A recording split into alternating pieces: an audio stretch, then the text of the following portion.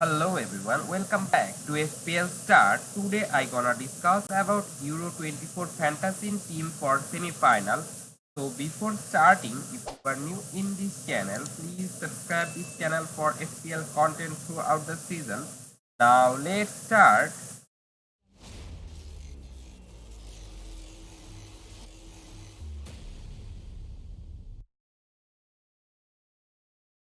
At first, I will discuss about my quarter-final team review. If you look at my point for match day 5, it's 34. My previous rank was 171k, but my new rank is now 282k. It's a very disappointing goal match day for me because my team not performing well. If you look at my goalkeeper blank 2 points just for Pickford, and my two defender also got blank for Netherlands as they concede against two teams. They got 2 points each for Ake and Van Dijk. My other two defender Cancelo and Dumfries return for me got 6 points, but my all five midfielder got blank. Fernandes 3, Nico Williams 3, Simmons 1, Bellingham 4, and Jamal Musiala 3. My forward option Mbappe got blank just 2 points, and my bench option Cucurella, Morata, and Havertz also got blank just 2 points each. And if you look at my transfer in match day 5, if I brought in Dumfries, Ake in this game match day, and also the Simmons, they perform well for me. Only Dumfries, but Ake and Simmons are not performing well for me.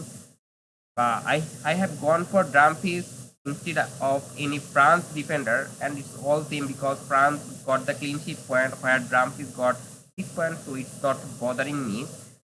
Now I will move on to my semi-final team, and in goalkeeping option I am continuing with Pickford because he will play against Netherlands, and in quarter-final we found that in quarter-final match there is not too much goal like nil-nil draw or like that. So I am expecting same in the semi-final, and that's why I'm going for Pickford in my goalkeeping option because I am expecting low-scoring game against Netherlands for England. And in defense I have got Cucurella against France. He's 4.5 million value. 10 left back. In right back position, Carvajal got red carded in last match, so he will miss. But my Cucurella will play. That's a pleasing thing for me. Now move on to my second defender, and it's a transfer. I am gonna sell Cancelo because Portugal is now out. I'm gonna going for any France defender, and that might be Kunde. He is playing as a right back, but when he playing as in Barcelona, he's playing as a defensive right back. But in France, he's playing very offensive. So I might go for him, and he is my first choice there. But even I can go for Hernandez. He's also very attacking for France, and the France are not a very good attacking side, but they are very good defensive side. So I am gonna go for any France defender. Now move on to my third defender, and I'm gonna continue with Van Dijk because Netherlands defensively playing well, so they can maintain clean sheet, and also that Van Dijk can have got some goal probability for his headed goal. So I'm gonna go for Van Dijk there.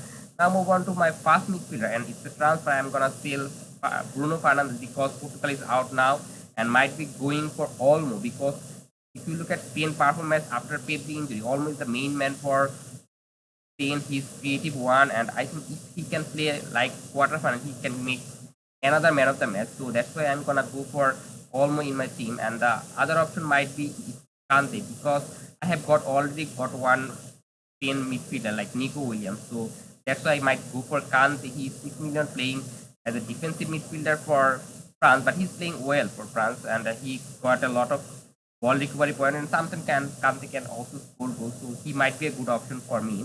Now move on to my second midfielder, and I'm gonna continue with Bellingham. If you look at his performance in quarterfinal, it's not up to the mark, but still he's a main man for England. He's playing number 10, and so if England play well in the semi-final, then I think Bellingham should be involved there. The third midfielder in my team is Nico Williams. If you look at the match against Germany, he playing in the left wing and sometimes drift to the middle. He's playing well for Spain, though it is disappointing that in 70 minutes he was subbed off, and I captain him in the first day, so it's a very disappointing thing for me. But still, I'm gonna go with Nico Williams there. My fourth midfielder is a transfer. I have to sell Jamal Musiala, and it might be Saka because if you look at the last match of England against Switzerland, Saka playing in the right wing position and playing very well. He sometimes cross the defender and he's playing well. He's creative one and he dribble past defender. So he's an exciting player to watch and I'm gonna go with him. But if I want to go for France, then obviously Kante is there. I already told about him. Now move on to my fast forward and it's Mbappe. Though Mbappe performance in this Euro are not up to the mark, but still I'm gonna continue with him because in counter attack he can damage any opponent. And in semi-final, quarter-final, or final is a counter-attacking opportunity for Mbappe. Now move on to the second forward and it's Morata. I'm very disappointed with Morata in the match against Germany. That the TV shows that Morata got yellow card, but after the match, it confirmed that Morata didn't get any yellow card, so he will be fit for France. And I'm gonna continue with him, but I'm disappointed in him because if you look at Morata's performance, he's not performing well for Spain. He misses a lot of chance and he's not involved for Spain, and that's why I'm concerning about him. But still, I'm gonna go with him. And third forward option is obviously a transfer. I'm gonna sell Havertz, and it might be Gakpo because I like Gakpo.